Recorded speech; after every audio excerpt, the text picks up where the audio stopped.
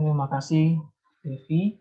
Mari kita berdoa terlebih dahulu sebelum kita sama-sama merenungkan firman Tuhan ya. Mari kita bersatu dalam doa. Bapa di surga, kami mengucapkan syukur kalau pada sore hari ini kami boleh berkumpul bersama-sama ya Tuhan di dalam retret untuk bersama-sama memasuki sesi 2. Kami mohon pada Tuhan melalui sesi 2 ini seperti apa yang kami akan sama-sama pelajari mengenai komitmen dan tantangan pemuridan. Kami boleh semakin berkomitmen Tuhan baik sebagai AKTB ataupun PKTB di dalam menjalankan pemuridan. Tuhan yang tolong agar hamba dapat membagikan apa yang telah hamba siapkan kepada teman-teman sekalian, dan biarlah Tuhan melalui kuasa dan kekuatan yang berasal daripada-Mu saja ya Tuhan, kami boleh mengerti dan kami tidak hanya menjadi pendengar-pendengar firman yang setia, tapi juga menjadi pelaku firman-Mu ya Tuhan. Biarlah ya Tuhan, Tuhan yang tolong kami. Terpujilah nama-Mu, ampuni ya Tuhan segala dosa dan pelanggaran kami. Dalam nama Tuhan Yesus kami menyerahkan sesi ini ya Tuhan. Amin. Oke, terima kasih. Ya mungkin perkenalan terlebih dahulu. Seperti yang tadi sudah disebutkan oleh Devi, nama saya Ivan. Teman-teman sekalian, saya angkatan 2010. Jadi mungkin teman-teman bisa panggil saya Kak Ivan atau Ko Ivan. Nanti kalau misalnya ketemu. Dan saya bersyukur diberikan kesempatan untuk melayani di Perkantas Palangkaraya sebagai asisten staf pelayan di sini, gitu ya, teman-teman sekalian. Dan bersyukur karena teknologi ini, meskipun saya ada di luar Pulau Jawa, bisa bersekutu bersama-sama dengan teman-teman sekalian. Dan dari teman-teman panitia itu memberikan saya satu tema komitmen dan tantangan pemuridan. Apa ini gitu ya? Nah, kita mau coba lihat bersama-sama, tapi sebelum kita membahas mengenai materinya, mungkin saya mau mengajak teman-teman untuk membuka terlebih dahulu dari Matius 4 ayat 18 sampai 22. Kalau ada teman-teman ada Alkitab, silakan dibuka. Kalau di handphonenya ada Alkitab, juga boleh dibuka. Tapi kalau misalnya memang tidak ada, saya sudah siapkan di screen-nya, teman-teman. Ini ya, Matius 4 ayat 18 sampai 22. Saya akan membacakan untuk teman-teman sekalian. Demikian firman Tuhan. Dan ketika Yesus sedang berjalan menyusur Danau Galilea, Dia melihat dua orang bersaudara, yaitu Simon yang disebut Petrus dan Andreas saudaranya. Mereka sedang menebarkan jala di danau, sebab mereka penjala ikan. Yesus berkata kepada mereka, "Mari, ikutlah aku, dan kamu akan kujadikan penjala manusia." Lalu mereka pun segera meninggalkan jalannya dan mengikuti Dia. Dan setelah Yesus pergi dari sana, dilihatnya pula dua orang bersaudara, yaitu Yakobus anak Zebedeus dan Yohanes saudaranya bersama ayah mereka. Zebedeus sedang membereskan jala di dalam perahu. Yesus memanggil mereka dan mereka segera meninggalkan perahu serta ayahnya, lalu mengikuti Dia.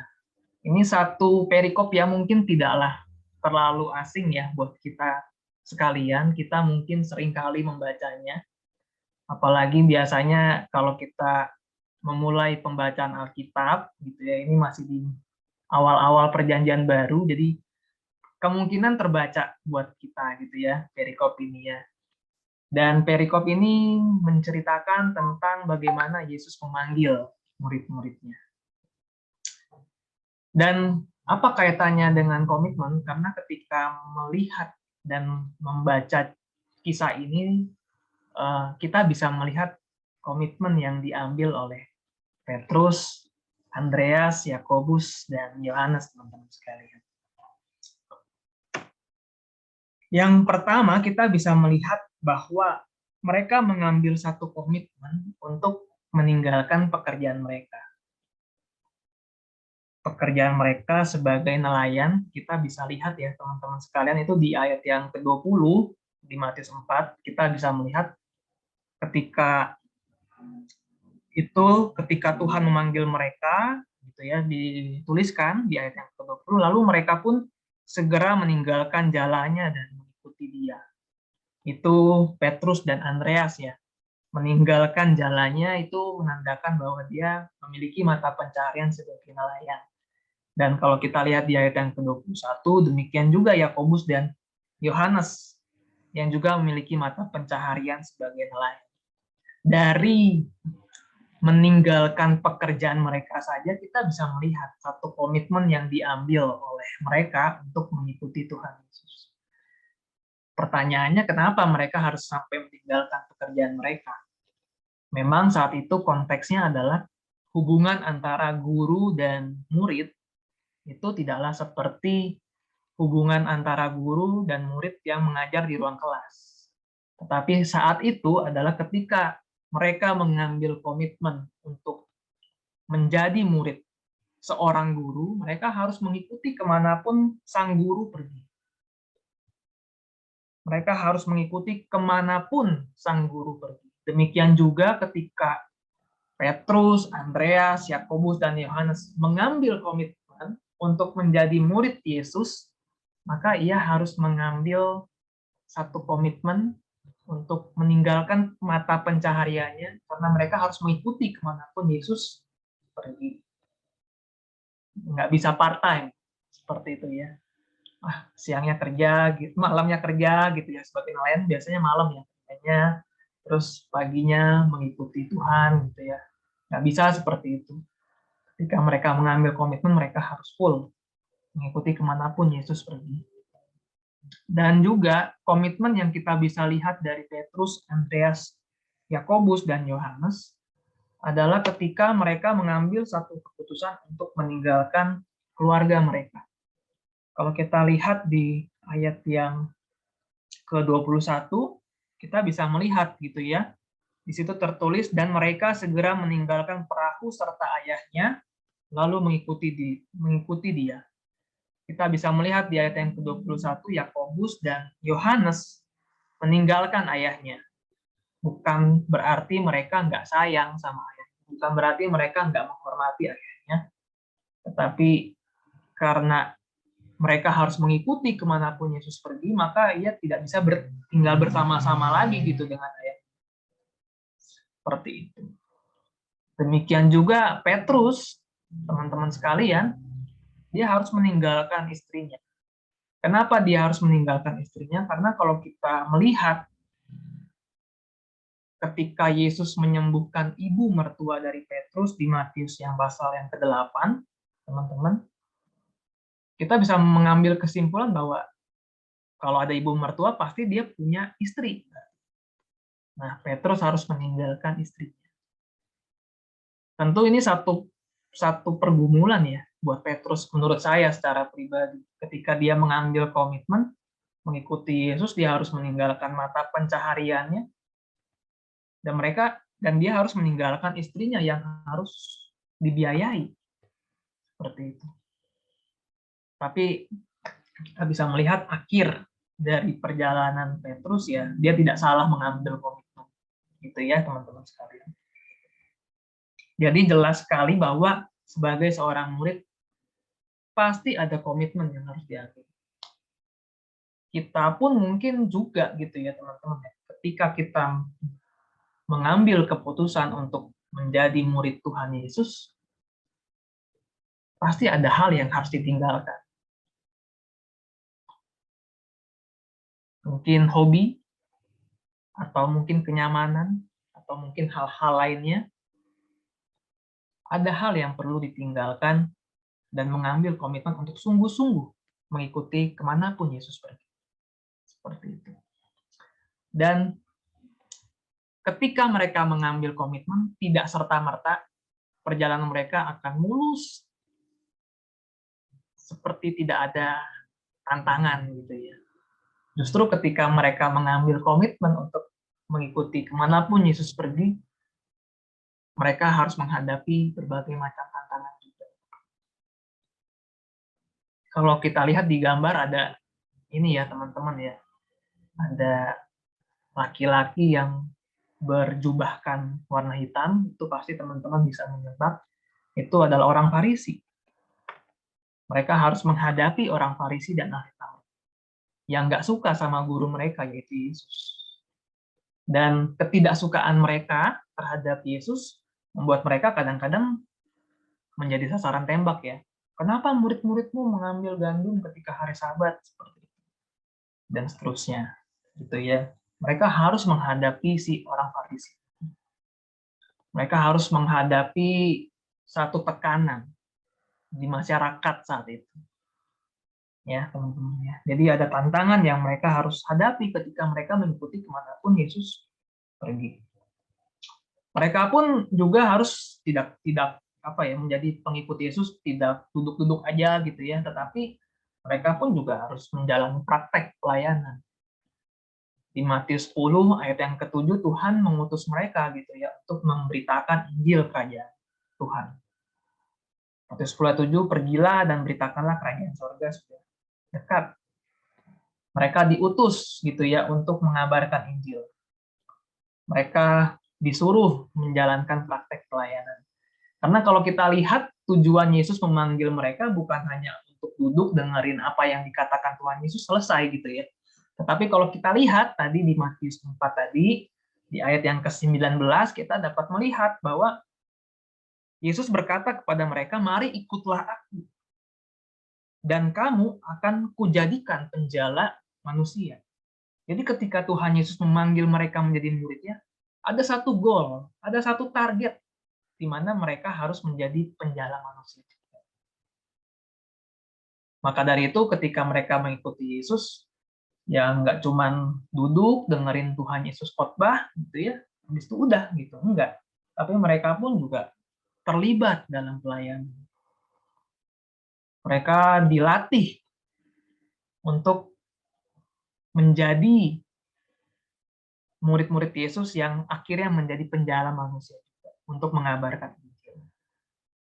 Dan kalau saya membayangkan tentunya latihan, yang namanya latihan itu bukanlah hal yang selalu menyenangkan ya teman-teman sekalian. Mungkin ada susah dukanya gitu ya. Ketika mereka diutus untuk latihan mengabarkan Injil, ada penolakan seperti itu ya, dan seterusnya. Jadi mereka harus menghadapi tantangan-tantangan yang ada.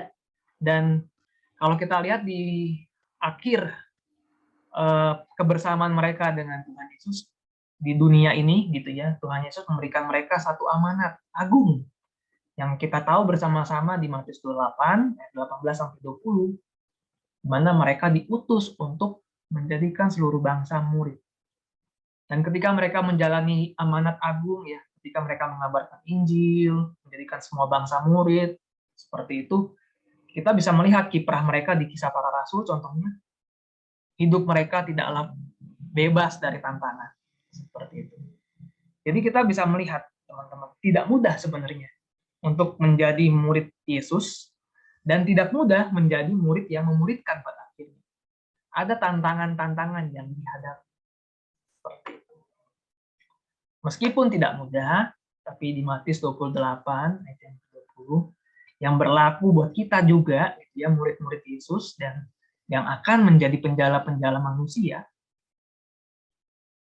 Tuhan berkata, "Aku menyertai kamu sampai kepada akhir zaman." Satu janji yang begitu indah untuk kita semua. Entah teman-teman dipanggil nanti sebagai apa, profesinya apa, teman-teman punya satu tujuan untuk menjadikan seluruh bangsa Kristus. Dan kalau kita lihat ya sebenarnya dari renungan ini pun juga kita udah sadar gitu ya, bahwa kita perlu satu komitmen, kita perlu menyadari sebagai murid Yesus kita harus meninggalkan beberapa hal gitu ya, dan mengambil komitmen untuk sungguh-sungguh mengikuti Yesus. Tidak senang-senang selalu, tidak serta-merta senang-senang terus gitu ya. Ada satu komitmen. Dan pasti ada tantangan. Ya, teman-teman, tantangannya beda-beda ya. Seperti yang kita hadapi sekarang, tantangan di dalam memuridkan, ya pandemi seperti ini kita nggak bisa tatap muka secara langsung kadang-kadang gitu ya. Ataupun kalau tatap muka harus menjalankan prokes yang ketat, gitu ya. Tidak bisa sembarangan seperti itu. Tapi Matius 28 ayat 20, aku menyertai kamu sampai kepada akhir zaman. Teman-teman sekalian, untuk melihat komitmen dan tantangan, mungkin di dalam mengambil komitmen itu kita perlu sadar dulu gitu ya. Kan temanya komitmen pemuridan. Kita harus tahu dulu pemuridan itu apa gitu ya. Sehingga ketika kita mengambil komitmen, kita ngerti apa yang kita ambil. Mungkin di bagian sebelumnya sudah pernah gitu ya, atau di beberapa pertemuan-pertemuan yang lain teman-teman sudah pernah melihat apa sih pemuridan itu gitu ya. Tapi kita mau coba lihat ya, sama-sama mengingat kembali ya. Pemuridan simpelnya adalah membuat atau menjadikan murid. Ya, pemuridan itu artinya membuat atau menjadikan murid. Dari etimologinya ya, teman-teman sekalian. Tentunya murid Kristus gitu ya, membuat atau menjadikan murid. Murid apa? Gitu ya, murid Kristus yang serupa dengan Tuhan Yesus. Ini fokus, ya. Inilah fokusnya. Tujuan dari pemuridan adalah keserupaan dengan Tuhan Yesus. Saya dimuridkan mungkin di dalam KTB atau di gereja gitu ya. Teman-teman sekalian, KTB gitu ya. Ataupun PKTB sekalipun gitu ya. Kita dimuridkan untuk semakin serupa dengan Tuhan Yesus. Ya. Ini juga kita bisa lihat di Roma 8 ayat 29, kita yang diselamatkan itu tujuannya apa sih? Tujuannya adalah menjadi serupa dengan gambaran anak, menjadi serupa dengan Tuhan Yesus. Ini tujuan kita diselamatkan, tujuan kita dipanggil menjadi muridnya agar semakin serupa dengan Tuhan Yesus. Semakin serupa dalam hal pikirannya, dalam hal karakternya, dalam hal kerinduannya, ya, dan lain-lainnya. Tidak berbicara mengenai fisik gitu ya, menjadi serupa dengan Tuhan Yesus harus panjangin jenggot gitu ya, atau rambutnya panjang kayak Kak Tora mungkin seperti itu. Tidak seperti itu gitu ya, tapi maksudnya menjadi serupa dengan Tuhan Yesus adalah ya harus semakin serupa dalam hal gambaran anaknya gitu ya, karakternya. Ini tujuannya gitu ya, tujuan kita diselamatkan. Ini yang perlu kita ingat sebenarnya. Jadi apapun yang sebenarnya kita lakukan, bagaimana kita dapat semakin serupa dengan Tuhan. Oke, termasuk dalam hal pemuridan gitu ya. Pemuridan itu berarti ini tujuannya, pertumbuhan yang semakin serupa dengan gambaran anak dengan Tuhan Yesus. Dan di dalam semakin serupa dengan Tuhan Yesus, tidak serta-merta turun dari langit. Kita percaya, kita percaya, terus kita langsung serupa. Enggak juga, gitu ya. Tapi perlu ada upaya. Nah ini nih upayanya nih, yang kadang-kadang kita seringkali, aduh males nih Kak, gitu ya. Upayanya kita bisa lihat di 1 Korintus 3 ayat yang ke-6, misalnya. Paulus ya, berkata kepada jemaat Korintus, aku menanam, Apolos menyiram, tetapi Allah yang memberi pertumbuhan. Nah, dari ayat ini kita bisa lihat, teman-teman. Ada upaya dari Paulus dan Apolos gitu. Meskipun dalam hal ini pertumbuhan semakin serupa dengan Tuhan Yesus itu adalah pemberian dari Tuhan, tapi ada upaya untuk itu. Ya, jadi Paulus berupaya agar jemaat Korintus itu juga bisa semakin bertumbuh gitu ya, melalui doanya gitu, melalui pengajarannya, melalui bagaimana dia berbagi hidup. Dia berupaya seperti itu, ya. Terus kita lihat di Kolose 2 ayat yang ke-6 sampai itu, ini satu ayat hafalan ya biasanya ya untuk pertumbuhan. Kamu telah menerima Kristus Yesus Tuhan kita, karena itu hendaklah hidupmu tetap di dalam Dia. Hendaklah kamu berakar di dalam Dia dan dibangun di atas Dia. Hendaklah kamu bertambah teguh dalam iman yang telah diajarkan kepadamu, dan hendaklah hatimu melimpah dengan syukur. Perhatikan kata hendaklah gitu ya. Jadi ada satu dorongan dari Paulus kepada jemaat Kolose. Hendaklah, hendaklah. Ada upaya sebenarnya. Jadi memang Tuhan yang memberikan pertumbuhan, tapi ada upaya ya untuk bertumbuh, berakar, dan semakin bertumbuh ke arah Dia. Ya. Dan dari Filipi 3 ayat 12. Bukan seolah-olah aku telah memperolehnya hal ini atau telah sempurna. Paulus mengatakan, melainkan aku mengejarnya. Kalau aku dapat juga menangkapnya. Karena aku pun telah ditangkap oleh Kristus Yesus. Kata mengejarnya itu dalam bahasa Inggris itu lebih menggambarkan ya. Misalnya dalam terjemahan bahasa Inggris versi English Standard Version, teman-teman, itu diterjemahkan press on, teman-teman. Aku mengejarnya. Press on itu apa? Press on itu tuh terus-menerus.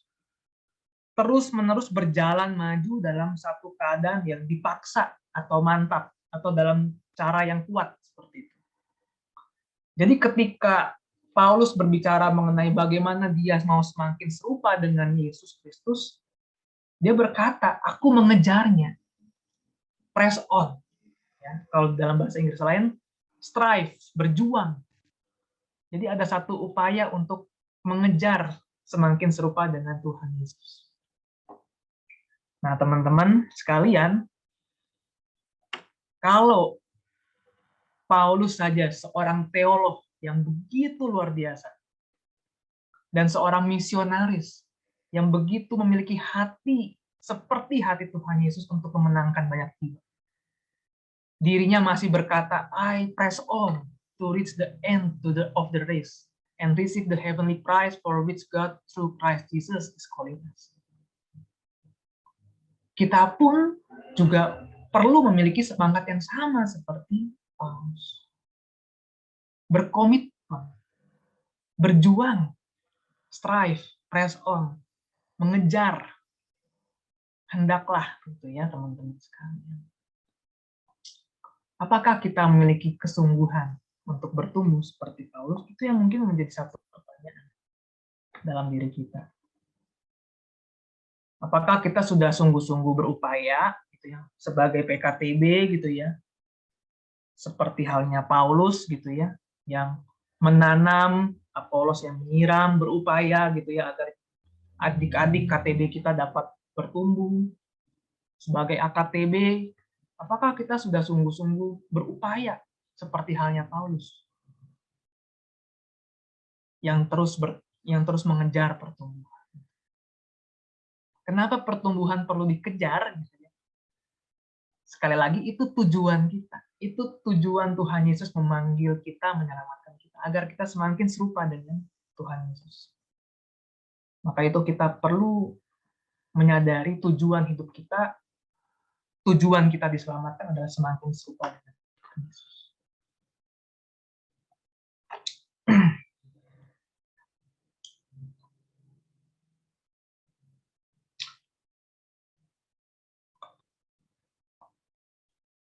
Dampak pertumbuhan tentunya adalah keserupaan dengan Tuhan Yesus, dan itu bisa dikatakan satu buah, teman-teman sekalian. Ya. Berbuah seperti apa sih? Gimana sih kita melihat semakin serupa dengan Tuhan Yesus? Terlihat dari kedewasaan karakter ya, teman-teman sekalian. Kedewasaan karakter kita yang semakin serupa dengan Tuhan, ya. Lalu terlihat juga dari hal kerinduan kita yang semakin serupa dengan Tuhan Yesus. Kerinduan dalam hal memberitakan Injil, menjadi saluran berkat, dan bagaimana diri kita dapat menghadirkan kebenaran dan keadilan. Ini satu tujuan yang sebenarnya diupayakan gitu ya, dalam pemuridan. Teman-teman sekalian dimuridkan mengambil komitmen untuk menjadi AKTB gitu ya, rindu sekali agar bisa mengalami satu kedewasaan karakter semakin serupa dengan Tuhan Yesus. Dan merindukan gitu ya, ketika teman-teman lulus nanti ya, bisa berdampak dalam berbagai macam hal. Di profesi teman-teman, di keluarga teman-teman, seperti apa yang dirindukan oleh Tuhan dalam hidup kita. Dan sekali lagi teman-teman, kedewasaan karakter gitu ya, bagaimana kita bisa menghadirkan kebenaran dan keadilan Allah itu nggak bisa cuma satu malam dong. Efesus 4 ayat 13 juga mengatakan sampai kita mencapai kepenuhan dari gambaran anaknya. Dan itu berlangsung seumur hidup, teman-teman sekalian. Dan bagaimana dapat memiliki fondasi yang kuat pemuridan. Pemuridan dalam KTB ini menolong sebenarnya agar kita bisa memiliki fondasi yang kuat untuk dapat mencapai kedewasaan karakter dan juga dapat berdampak dalam berbagai macam. Makanya perlu satu komitmen, satu kesungguhan. Seperti itu. Apalagi kalau ngomongin pelayanan mahasiswa, teman-teman tidak selalu menjadi mahasiswa hanya 4 tahun, 5 tahun mungkin paling banter gitu ya. Jangan sia-siakan waktu ya, teman-teman sekalian. Dimuridkan di dalam pelayanan mahasiswa. Nah, teman-teman sekalian, bagaimana cara mengalami pertumbuhan? Tadi kita sudah sempat singgung ya, pemuridan. Ya, pemuridan. Dan sebenarnya bagaimana mencapai pertumbuhan itu ya harus ada disiplin yang harus dikerjakan. Nah, ini mungkin merupakan ilustrasi yang tidak asing buat teman-teman. Komitmen yang dilakukan untuk bertumbuh ya, itu melalui ilustrasi roda seperti ini menolong kita untuk melihat bagaimana sih kita dapat bertumbuh gitu ya. Tentunya pusat dalam kehidupan kita sebagai seorang murid adalah Tuhan Yesus. Kita harus menyadari dialah yang mengendalikan hidup kita harus tunduk kepadanya. Itu yang menjadi poros kita. Dan ini ya teman-teman ya, bagaimana bertumbuh, 4 hal yang bisa kita lakukan gitu ya. Berdoa, firman, itu hubungan kita dengan Tuhan ya. Kita berdoa kepada Tuhan, kita juga tidak meninggalkan firman Tuhan. Lalu kita pun bersekutu dan bersaksi hubungan dengan sesama ya teman-teman. Ini yang bisa kita lakukan di dalam agar kita bertumbuh. Dan sebenarnya keempat hal ini, dalam pertumbuhan itu kita bisa melihat murid Kristus yang taat dalam perbuatan itu mencerminkan sebenarnya pertumbuhannya. Jadi agar kita dapat mencapai murid Kristus yang taat dalam pertumbuhannya ini, 4 hal ini gitu ya. Disederhanakan dalam 4 hal ini. Meskipun sebenarnya masih banyak hal gitu ya. Tapi dengan melakukan 4 hal ini minimalnya seperti itu. Pertumbuhan yang bisa kita upayakan. Dan dalam KTB, kenapa sih harus berkomitmen dalam KTB gitu ya? Dalam KTB mencakup 4 hal ini sebenarnya. Tentunya kalau ngomongin KTB nggak pernah lepas dari PA gitu ya. Pasti kita berhubungan dengan firman Tuhan. Kita pun juga pasti berdoa. Di dalam KTB kita bersekutu pasti. Dan persekutuan itulah yang menolong kita bertumbuh sebenarnya. Kita di dalam persekutuan belajar untuk mendukung satu sama lain. Kita belajar untuk yang namanya mengasihi satu sama lain, peduli satu sama lain. Kita belajar berbagi di dalam persekutuan. Bahkan kita belajar untuk menerima rasa sakit dan mengampuni. Nggak bisa makanya sendirian gitu ya. Bagaimana belajar menerapkan kasih nggak bisa sendiri. Makanya perlu ada persekutuan. Persekutuan sangatlah penting. Dan di dalam bersaksi serta melayani gitu ya, ini juga dapat menolong pertumbuhan kita. Kalau ngomongin pertumbuhan kan nggak hanya faktor kognitif ya atau ilmu pengetahuan gitu ya, tapi juga dalam hal afektif serta psikomotor. Jadi ketika melayani itu kita juga bertumbuh kita belajar bertumbuh secara utuh. Dengan melayani kita bisa semakin memiliki belas kasihan kepada orang-orang yang kita layani. Dengan bersaksi, mengabarkan Injil gitu ya, kita dapat memiliki semakin menghayati gitu ya, belas kasihan yang Tuhan berikan kepada kita. Dengan bersaksi, dengan menyaksikan kehidupan kita gitu, kita dapat bertumbuh. Itu ya teman-teman sekalian. Makanya 4 hal ini sebenarnya dilakukan di KTB. Itu ya teman-teman sekalian. Dan makanya perlu satu komitmen untuk melakukan hal ini.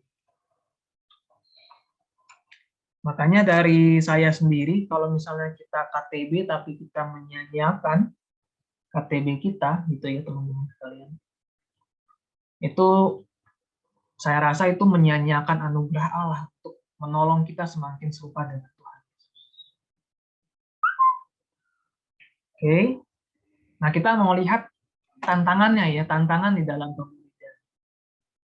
Nah, ada beberapa distraksi yang nanti mungkin kita akan lihat. Tantangan dalam pemuridan sebenarnya ini ya teman-teman ya, kalau berbicara mengenai umumnya gitu ya, bagaimana pemuridan itu tidak dilakukan dengan baik atau dengan satu perjuangan ya karena ada satu godaan, ada satu pencobaan ya teman-teman ya, yang kita kenal dari daging, dari dunia, dari iblis ya.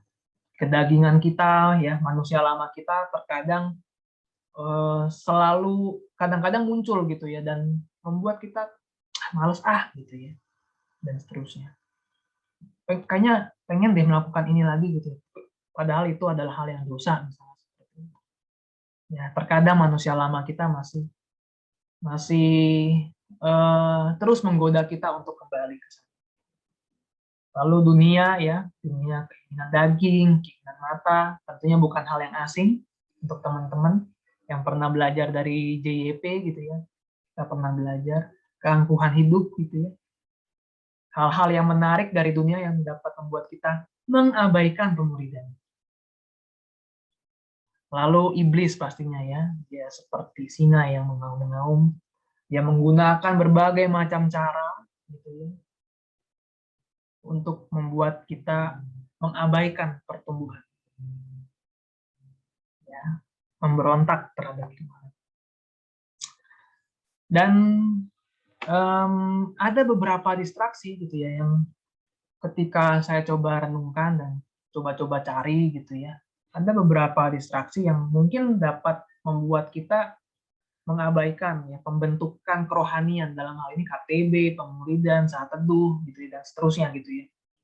Ada berbagai macam distraksi, apalagi dalam usia teman-teman sebagai mahasiswa atau yang mungkin alumni ya, pra-alumni seperti itu. Distraksinya itu adalah hal-hal baru yang harus dipelajari atau dilakukan.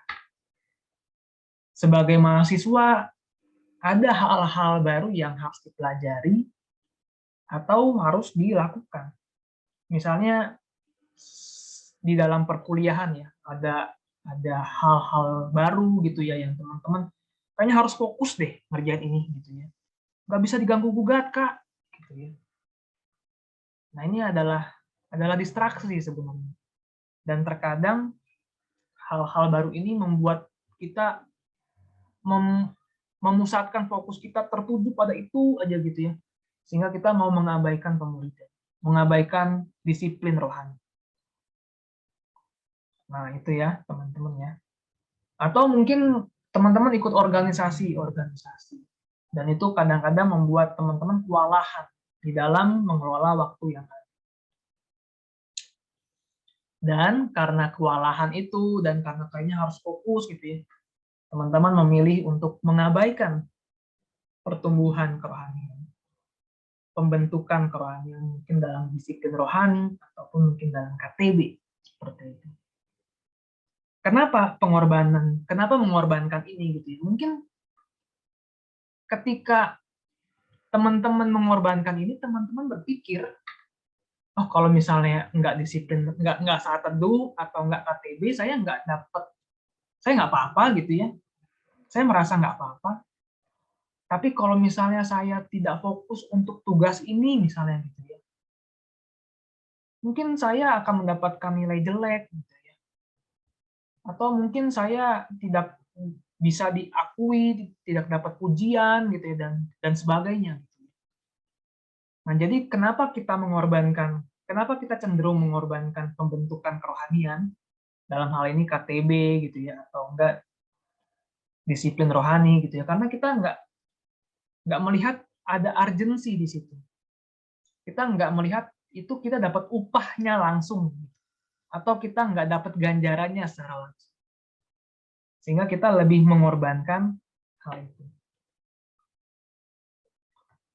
Itu ya, teman-teman sekalian. Selain itu distraksi yang ada gitu ya. Ya ini nggak heran lah gitu ya. Teman-teman juga udah tahu gitu ya. Ada hiburan, internet, gadget yang terasa lebih menyenangkan ya daripada harus KTB gitu ya. Aduh, nyusahin KTB, harus ngafalin ayat ya, harus kerjain proyek ketaatan, aduh repot. Mana sekarang pandemi harus isi ulang dulu kuota datanya, mana pakai Telkomsel lagi, misalnya seperti itu, gitu ya. Nah, daripada nyusahin ya, daripada hidup udah susah, ngapain dibuat susah lagi, gitu ya. Ya udahlah, lebih memilih distraksi, hiburan, internet, gadget, gitu ya, yang mungkin lebih menyenangkan hati. Ada satu pembenaran yang kita lakukan biasanya. Saya udah bekerja keras sepanjang hari, saya udah belajar sepanjang hari, perlu refreshing. Padahal waktunya KTB.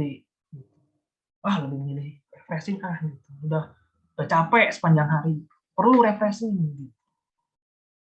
Atau mungkin sepanjang minggu gitu ya. Tibalah hari Sabtu di mana teman-teman harusnya ikut PU, PMK Salatiga. Sabtu pagi-pagi ya tidur dulu lah sebentar.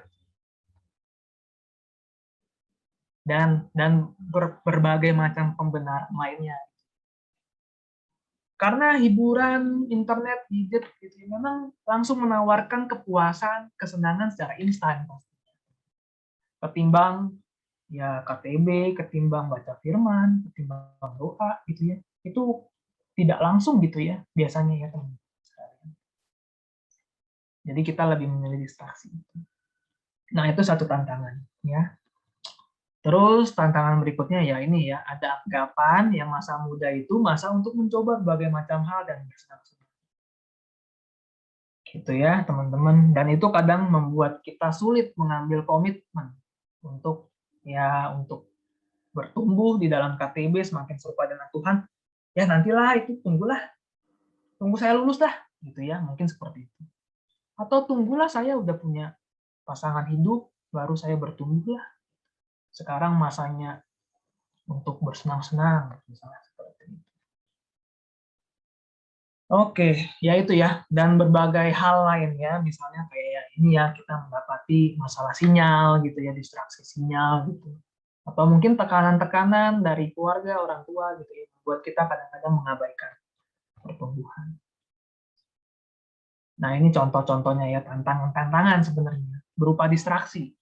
Tantangan berupa distraksi-distraksi. Gitu ya.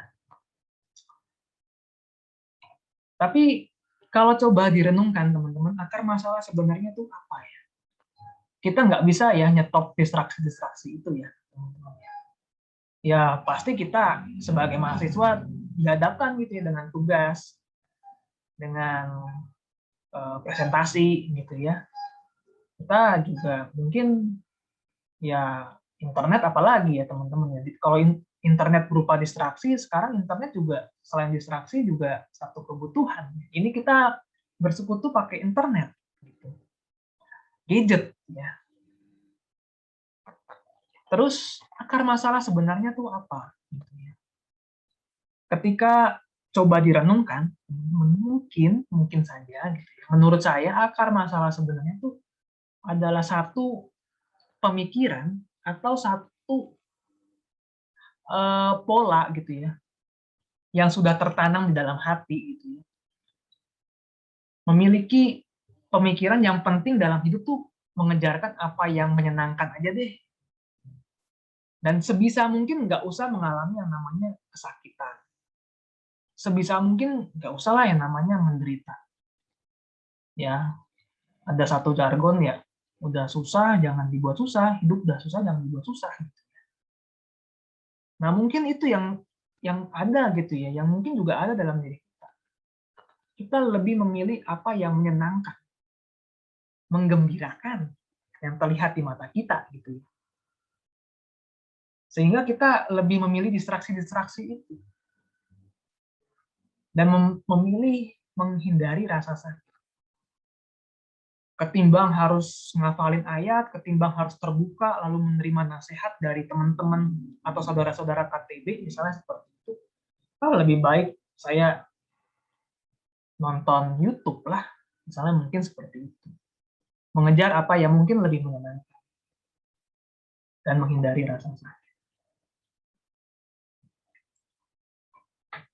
Dan itu juga tercermin gitu ya dari kegiatan-kegiatan yang mungkin kita pilih.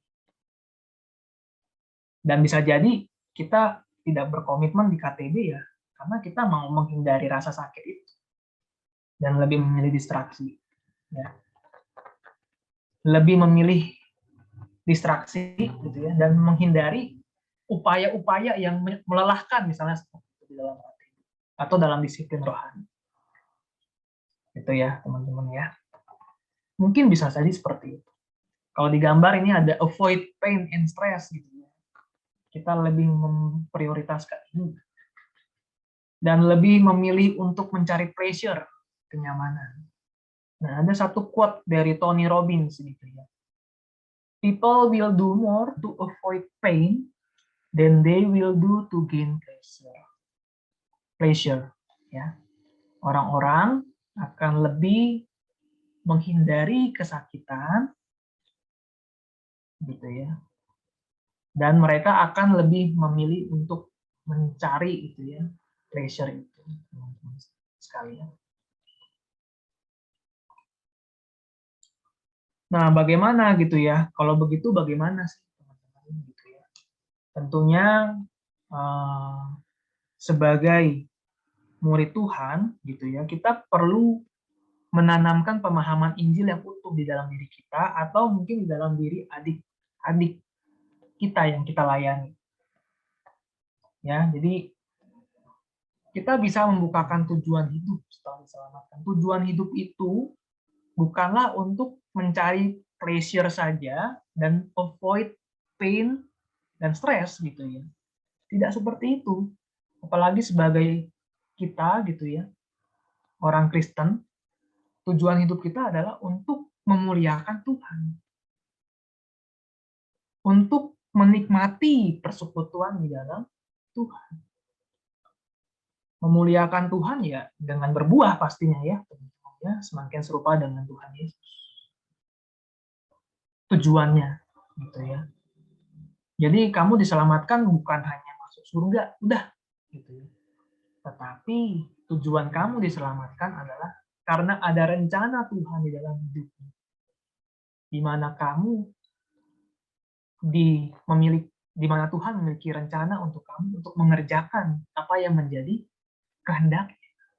Seperti itu. Dan dengan menghayati betul kasih karunia Tuhan dan mengerti betul tujuan ia diselamatkan, itu merupakan modal yang baik di dalam berkomitmen menjalankan, mengupayakan pertumbuhan. Kalau dia tahu tujuan dia diselamatkan adalah untuk memuliakan Tuhan, maka dia memiliki modal yang baik untuk mengambil komitmen di dalam mengupayakan pertumbuhan. Disiplin rohani gitu ya, dan juga dalam hal KTB seperti itu. Ya. Dengan kalau belum betul-betul menghayati kasih karunia Tuhan, di mana Tuhan memberikan hidupnya untuk kita, nah itu sulit gitu ya. Menurut saya sulit gitu ya untuk mengambil satu komitmen yang murni untuk bertumbuh. Dan kita pun juga perlu gitu ya mengenalkan dan menanamkan di dalam diri kita bahwa ketika kita diselamatkan bukan hanya pembenaran loh, bukan hanya justifikasi yang kita dapatkan. Tetapi Tuhan pun juga menghendaki satu pengudusan di dalam hidup kita. Karena kita dipanggil menjadi umatnya yang kudus. Nah, itu yang perlu kita tanamkan. Dan perlu kita bagikan kepada adik-adik KPI. Ada pengudusan yang Tuhan harapkan di dalam hidup kita. Sehingga nanti mencapai pemuliaan ya. Kan kalau di keselamatan itu ada justifikasi, ada sanktifikasi, ada glorifikasi. Ya, jadi nggak hanya justification loh, gitu ya. Nggak hanya pembenaran, nggak hanya diampuni dosa-dosamu, tapi Tuhan pun mengampuni dosa-dosamu agar kamu dikuduskan. Dan pengudusan itu ya perlu suatu pertumbuhan, ya teman-teman. Semakin serupa dengan Tuhan Yesus. Nah, kita perlu mengenalkan hal itu. Itu menjadi satu modal yang baik di dalam mengambil komitmen. Kalau ngomongin komitmen kan biasanya menulis ya di dalam perjanjian kelompok itu sangat baik. Tapi sebelum menulis ke perjanjian kelompok itu gitu ya, lembar komitmen itu gitu ya. Nah, kita perlu membukakan pemahaman Injil yang utuh. Bahwa kamu diselamatkan bukan berakhir selesai, tapi perjalananmu malah dimulai dari start ini, dari titik ini. Seperti itu. Nah, terus di dalam membentuk komitmen ber-KTB, saya rasa kita juga perlu untuk membagikan visi yang besar di dalam KTB. Berbicara mengenai KTB itu satu upaya ya sebenarnya, satu upaya pemuridan gitu ya, agar bagaimana kita dapat mengikuti teladan Yesus. Ketika Yesus memilih 12 rasul gitu ya dalam kelompok yang lebih kecil, dia memfokuskan 12 rasul itu ya. Seperti itu. Dan KTB itu upaya kita mengikuti teladan Yesus. Dan itu terbukti pemuridan yang efektif ya. Tuhan Yesus melalui 12 rasulnya ini ya memang satu rasul berkhianat gitu ya. Satu rasul bukan berkhianat, satu rasul ya harus digantikan gitu ya. Tapi dampak dari rasul yang di KTB-in Tuhan Yesus itu sangatlah besar. Gitu ya. Di dalam pemberitaan Injil. Di dalam menjadikan semua bangsa murid. Nah, sebenarnya di dalam KTB pun ini ya teman-teman sekalian, ada satu kerinduan mengerjakan amanat agung melalui KTB. Bagaimana dalam kelompok yang kecil itu betul-betul memfokuskan gitu ya untuk membentuk orang-orang ini semakin serupa dengan Tuhan dan menjadi penjala manusia. Dan mereka yang sudah siap gitu ya untuk memuridkan, maka akan tercapai satu pelipat gandaan dan mereka pun akan diutus gitu ya. Pembinaan untuk tercapainya pelipat gandaan dan pengutusan. Ya, jadi nggak hanya seorang diri, nggak hanya beberapa orang aja, tapi dengan adanya KTB membentuk beberapa orang gitu ya untuk menjadi murid yang akan menjadi penjala manusia, akan terjadi pelipat ganda. Dan dampak dari pelipat gandaan itu memang awalnya terlihat kecil gitu ya. Tapi kalau pelipat gandaan itu berjalan dengan maksimal, itu akan memiliki jumlah yang luar biasa, berdampak luar biasa. Nah, di dalam KTB sekalipun, tadi kan KTB ini satu upaya untuk mencapai pertumbuhan ya. Nah, tentunya di dalam KTB ini tidak hanya mengajar gitu ya, tapi juga ada berbagi hidup. Gitu ya. Ada satu teladan yang bisa dibagi karena di dalam membentuk seseorang menjadi murid Kristus itu tidak cukup hanya pengajaran. Teman-teman, Yesus tidak hanya mengajar. Dia tidak hanya teaching, tapi dia incarnate ya. Dia berinkarnasi. Dia hadir gitu ya. Di antara para murid. Dan para murid itu melihat Tuhan Yesus seperti apa. Dan Tuhan membagikan hidupnya untuk para murid. Disitulah satu pembentukan murid yang efektif. gitu teman-teman. Jadi KTB ini tidak hanya ngajar kayak kursus Alkitab, tapi ada satu hal ya yang dilakukan, yaitu berbagi itu. Dan di dalam KTB ada hubungan yang dalam dan personal ya untuk menolong pertumbuhan ya. Karena biasanya melalui hubungan yang dalam dan personal itu kita bisa melihat sebenarnya isu utama dalam hidup adik-adik itu apa sih? Sehingga itulah yang bisa kita tolong. Dan ketika itu dipulihkan, ditolong, nah itu hambatan untuk membuat dia bertumbuh itu dapat dihilangkan.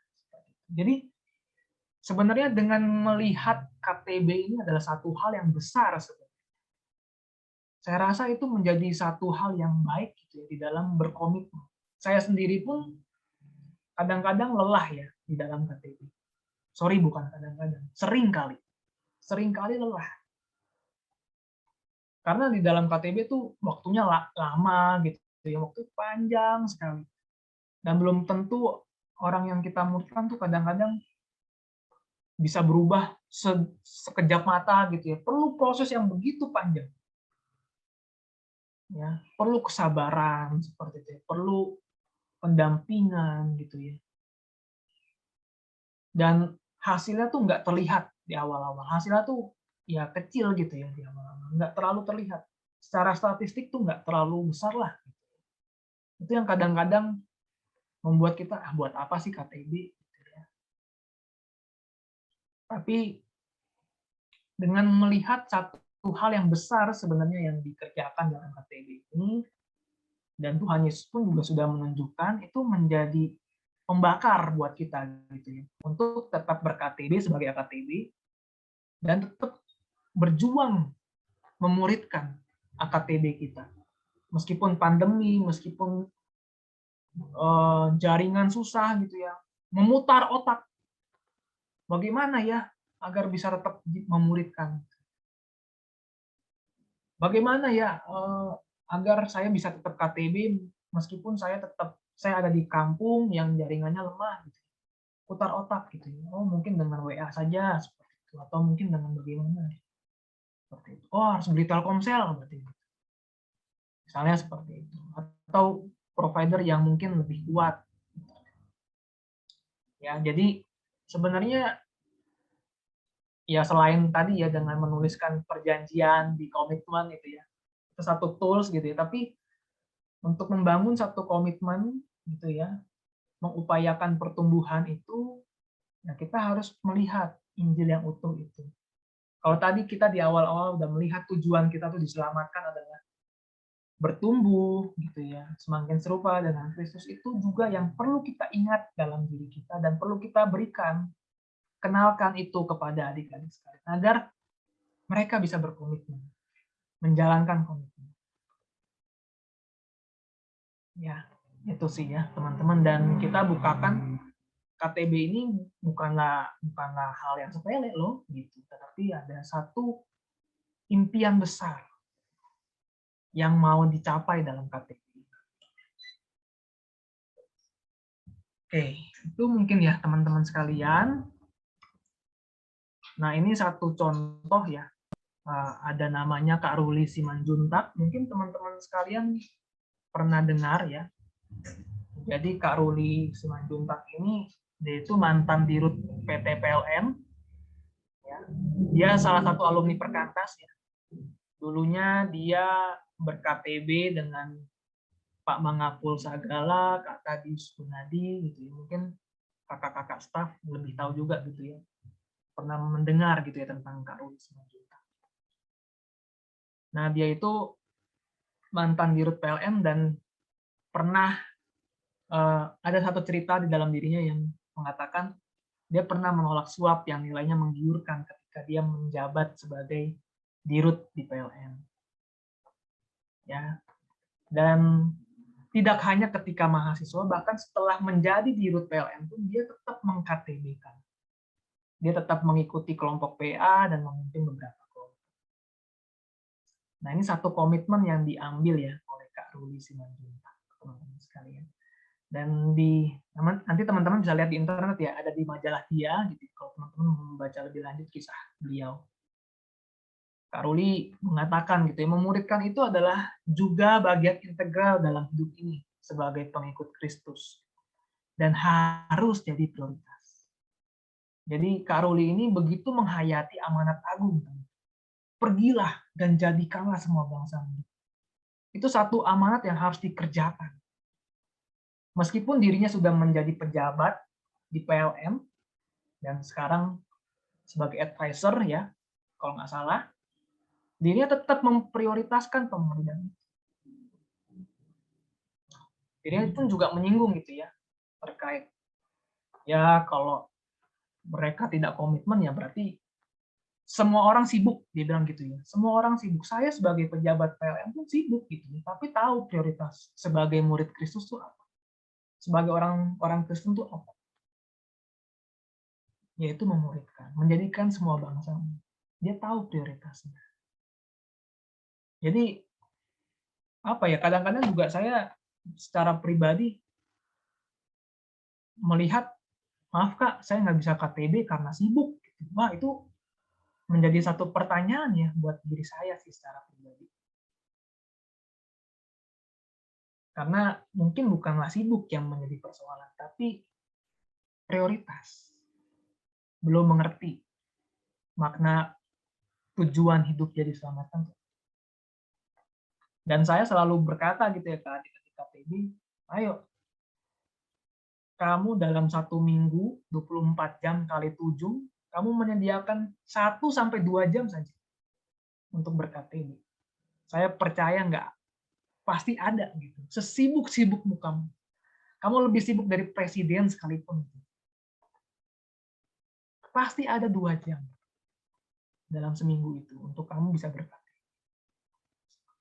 Itu ya teman-teman. Jadi sebenarnya berbicara mengenai komitmen, menghayati amanat agung itu bukan masalah sibuk atau enggak, bukan masalah kondisi kita tuh seperti apa, tapi prioritas kita seperti apa. Penghayatan kita akan amanat agung itu seperti apa. Itu yang perlu kita renungkan, menurut saya secara. Ya itu ya mungkin terkait komitmen dan tantangan. Pasti di berbagai masa tuh ada tantangan yang kita hadapi sekarang yang pandemi, gitu ya, dan berbagai macam hal lain, distraksi lain, dan komitmen pasti selalu sama. Nah, bagaimana membentuk komitmen itu tadi ya, dengan menyadari tujuan kita diselamatkan tuh apa, gitu ya, dan melihat KTB itu sebagai satu hal yang penting sebenarnya. Mari terus berkomitmen menjalankan amanat agung untuk menjadikan semua bangsa muridnya dengan memprioritaskan KTB, meski ada tantangan yang mereka. Amin ya. Terima kasih. Mungkin itu saja. Oke, sudah diperingati ya waktunya ya.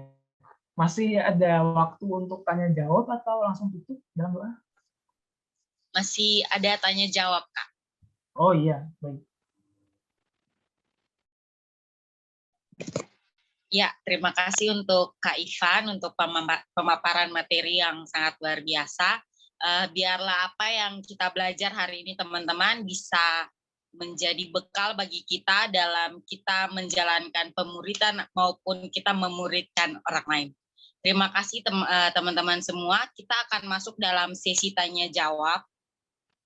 Waktu yang diberikan oleh panitia mulai 17.09 sampai 17.20, jadi waktunya cukup banyak untuk teman-teman semua yang mau bertanya atau memberikan pendapat. Mungkin teman-teman bisa langsung open mic atau teman-teman bisa menulis pertanyaannya di kolom chat. Silahkan teman-teman. Ya, kalau teman-teman masih menyiapkan pertanyaannya, mungkin ada satu pertanyaan dari saya, Kak Ivan. Jadi ketika kita sudah ber-KTB, tentu kita juga punya pergaulan atau teman-teman di luar KTB begitu. Nah, pertanyaannya itu simpel saja, bagaimana kita tetap menjaga komitmen kita atau tetap setia pada komitmen kita ketika kita bergaul atau kita berhubungan dengan orang di luar kelompok KTB kita tanpa meninggalkan kelompok tersebut, meskipun kita tahu kalau kelompok tersebut tidak sejalan dengan apa yang kita belajar, apa yang kita terima di kelompok tumbuh bersama. Nah, mungkin itu pertanyaan dari saya ke Evan. Kak Evan bisa langsung menjawab sambil menunggu teman-teman yang lain. Oke, Devi, untuk pertanyaannya ya, bagaimana tetap menjaga komitmen tanpa meninggalkan pergaulan kita gitu ya. Mungkin nanti kakak-kakak staff bisa menambahkan ya, kakak-kakak yang lain. Kalau mungkin saya menjawab dari sharing pribadi aja kali ya. Jadi ketika saya di kampus, saya juga punya teman yang tidak ikut persekutuan, tapi saya juga tergabung dalam persekutuan gitu ya. Kalau dari saya memang melihat ketika betul-betul menghayat di persekutuan kampus itulah saya menyadari betul bahwa Yesus betul-betul mati dan bangkit, dan dia mati untuk saya gitu ya, untuk saya yang saya tidak bisa lagi diselamatkan dengan cara apapun, dia menyerahkan hidupnya untuk saya gitu ya. Dalam satu pemikiran itu membuat saya betul-betul merindukan mengenal siapa Tuhan saya. Dan dari situlah terbentuk satu prioritas gitu dalam diri saya secara pribadi untuk bertumbuh gitu ya, untuk mengikuti persekutuan-persekutuan kampus tanpa meninggalkannya gitu ya. Jadi terus mengikuti persekutuan kampus agar semakin mengenal siapa. Tapi ketika mengikuti persekutuan-persekutuan kampus, tetap saya masih bisa bergaul gitu dengan teman-teman yang lain yang tidak ikut persekutuan gitu ya. Mereka saya juga masih ikut main futsal dengan mereka seperti itu ya. Teman-teman saya pun yang main futsal juga ada kok yang merokok dan sebagainya gitu ya. Ngomong kata-kata kasar gitu ya, kata-kata jorok seperti itu. Dan kadang-kadang saya juga sering diledekin ya, wih orang suci gitu ya. Karena saya sering nongkrong gitu ya di sekretariat persekutuan mahasiswa Kristennya gitu. Ya kalau dari saya sih saya senyumin aja gitu ya ketika mereka bilang saya orang suci gitu ya. Jadi gimana ya? Kalau saya sih secara pribadi melihat ketika saya nongkrong dengan teman-teman yang tidak ikut persekutuan, malah saya ada satu kesempatan bisa melihat bagaimana sih hidup mereka, apa sih yang sebenarnya menjadi pergumulan mereka gitu ya. Dan mungkin ada beberapa kali kesempatan gitu yang dimana saya juga bisa membagikan apa yang pernah saya dapatkan gitu di persekutuan gitu. Jadi saya rasa sih yang penting kita tahu prioritas aja sih, di mana waktunya KTB ya KTB. Kayak tadi kan ya seminggu itu menurut saya ada 24 jam kali 7 pasti ada waktu 2 jam untuk KTB. Ya ketika waktunya KTB ya KTB. Ketika waktunya persekutuannya persekutuan gitu. Itu jangan diganggu gugat. Karena saya menyadari prioritas penting akan hal itu gitu ya. Dan ya ketika bisa bergabung dengan teman-teman yang lain untuk nongkrong dan sebagainya ya kenapa enggak.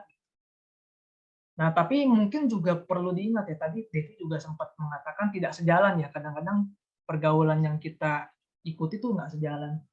Nah, ini perlu hati-hati juga. Kalau malah pergaulan itu membuat kita malah meninggalkan Tuhan, mengabaikan Tuhan gitu ya, atau malah kita kembali ke manusia lama kita gitu.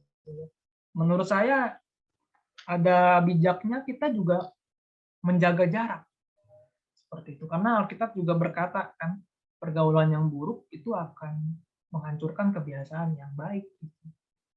Jadi ya harus hati-hati juga sih di dalam pergaulan gitu ya. Tapi ketika teman-teman sudah merasa menurut teman-teman cukup kuat gitu ya, dapat tetap memiliki iman yang teguh gitu ya. Bahkan ada satu kerinduan untuk mengajak mereka ikut persekutuan, kenapa enggak? Sediakan waktu-waktu yang untuk dapat bergaul dengan mereka. Toh kita pun juga dipanggil untuk menjangkau mereka, bukan eksklusif di KTB gitu ya, nggak eksklusif gitu. Tapi kita pun juga harus bersahabat dengan teman-teman yang lain. Mungkin itu ya Dev ya. Apakah ada pertanyaan atau mungkin kurang jelas? Oke Kak Ivan, terima kasih sudah cukup jelas jawabannya. Terima kasih juga untuk sharingnya. Mungkin teman-teman yang lain ingin bertanya, dipersilakan teman-teman langsung open mic saja. Silakan Kak Yulan. Halo Oh, Kak. Ya. Oh, bisa. Ya Kak, jadi perkenalkan dulu Kak, nama saya Ona. Di sini saya mau bertanya Kak. Jadi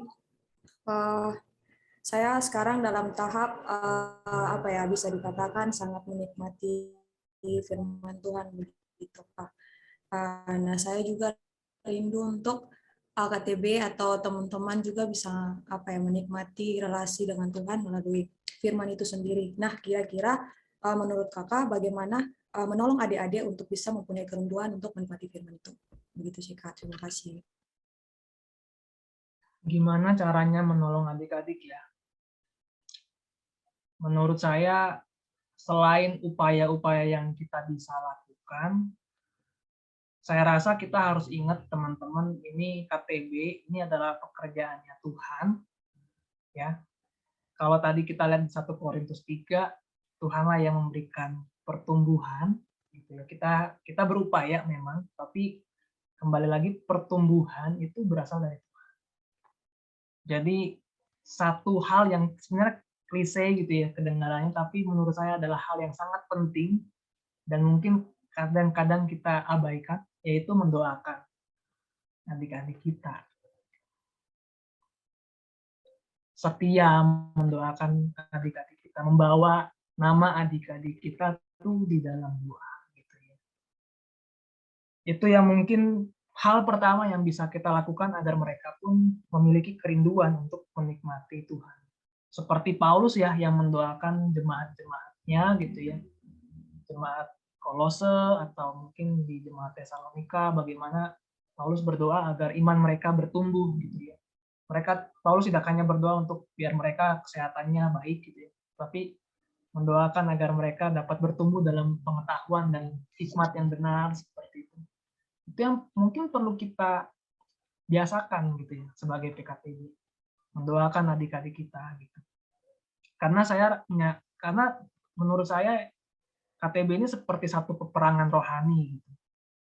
Di mana ada loh godaan-godaan, ada singa yang selalu mengaum-ngaum yang tidak ingin adik-adik kita bertumbuh gitu ya. Dan itu hanya bisa ditangkal, hanya bisa dilawan gitu ya oleh Tuhan itu sendiri. Makanya kita harus mendoakan. Itu yang pertama. Terus yang kedua, prinsip tadi ya mungkin ya teman-teman. Kita tidak hanya mengajar, tidak hanya ngomong gitu ya ke adik-adik, kamu harus ini itu gitu ya. Tapi kita pun juga harus hadir. Ya, kayak Tuhan Yesus hadir gitu ya di tengah-tengah murid mereka. Di tengah-tengah murid-muridnya Tuhan Yesus.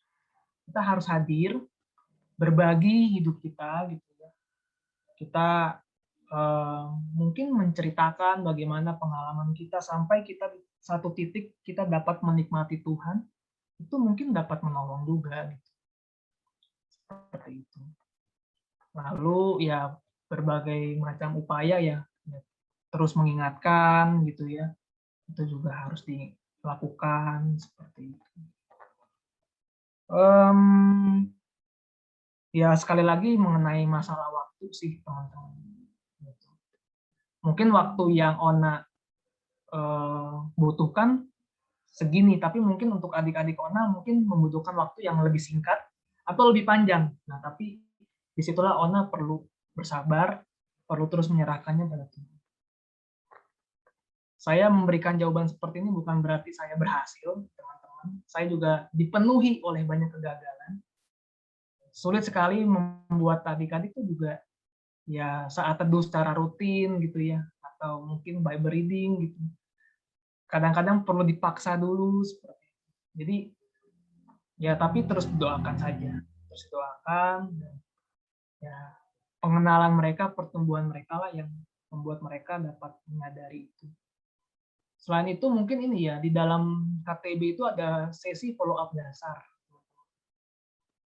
Di follow up dasar itu kita biasanya membagikan mengenai bagaimana otoritas firman Tuhan gitu. Firman Tuhan yang berotoritas, terus mengenai jaminan bimbingan Tuhan. Jadi hal-hal dasar itu sebenarnya itu menjadi bekal yang harus ditanamkan dengan sungguh-sungguh.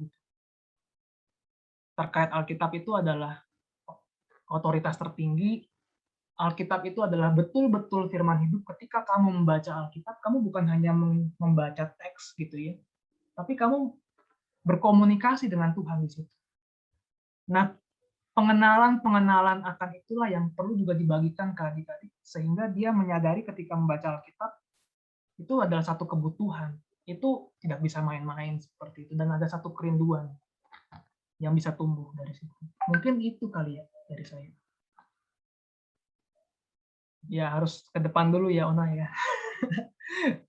Kak, makasih ya Kak. Sama-sama, makasih mudah-mudahan. Ya, teman-teman, karena waktu tanya jawab kita telah selesai, maka untuk sesi 2 pada sore hari ini juga selesai. Terima kasih untuk Kak Ivan sekali lagi. Terima kasih untuk Kak Ona yang telah bertanya. Kita akan menutup sesi 2 ini dengan doa. Saya minta Kak Ivan untuk menutup kita dalam doa. Baik, mari kita bersatu di dalam doa. Terpujilah namamu ya Tuhan. Kalau pada hari ini kami boleh bersama-sama belajar ya Tuhan. Mungkin masih banyak hal yang mungkin tidak kami mengerti. Mungkin kami pun mengerti, kami harus berkomitmen dan tahu ada tantangan-tantangan yang harus dihadapi. Tapi kami menyadari betul ya Tuhan, di dalam menjalani komitmen ini dan menghadapi tantangan ini, nggak semudah seperti kami mendengar di sesi ini ya Tuhan. Maka dari itu hamba sungguh memohon Roh Kudus yang menolong ya Tuhan. Ketika sesi ini selesai, Tuhan yang memberikan kekuatan kepada teman-teman sekalian, AKTB, PKTB ya Tuhan, untuk sungguh-sungguh berkomitmen. Bukan agar tidak ditanyakan oleh staf ataupun mungkin orang-orang yang ada, tapi berkomitmen dengan satu kesadaran bahwa saya harus bertumbuh. Tanamkanlah itu ya Tuhan dalam diri kami ya Tuhan, bahwa pertumbuhan itu adalah hal yang Tuhan kehendaki. Seperti Yohanes 15 ayat 8, Engkau juga berkata bahwa ketika kami berbuah, maka Engkaulah yang disenangkan. Kami rindu ya Tuhan, Engkau yang telah menyelamatkan kami boleh menyenangkan hati dengan memprioritaskan pertumbuhan dan menjadikan semua bangsa murid. Tuhan tolong kami, manusia yang lemah ini ya Tuhan, yang butuh pertolongan. Tuhan, kami juga berdoa ya Tuhan untuk setiap adik-adik yang masih menjadi AKTB, Tuhan yang berikan kerinduan dalam hati. Menyadari betul dalam pemuridan mereka tidak hanya sekadar menjadi penonton, tetapi Tuhan panggil mereka masing-masing sebagai penjala-penjala manusia.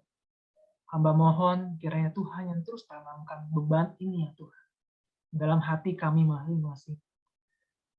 Mungkin kami akan lulus dan bekerja di profesi kami masing-masing. Tapi jangan lunturkan kerinduan untuk menjadi penjala manusia itu ya Tuhan. Jangan lunturkan ya Tuhan kerinduan untuk menjadikan semua bangsa murid.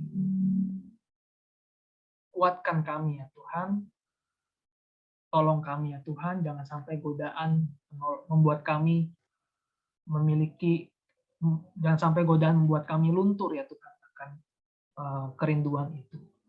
Makasih Bapa, inilah setiap doa dan permohonan kami, Tuhan yang kiranya juga memberikan kekuatan kepada teman-teman sekalian untuk menjalani sesi demi sesi berikutnya. Biarlah retret ini betul-betul melengkapi, menolong adik-adik sekalian untuk dapat berkomitmen ya Tuhan menjalani pemulihan di saat ini. Terpujilah namamu Tuhan, dalam nama Tuhan Yesus kami berdoa, kami mengucapkan syukur. Amin.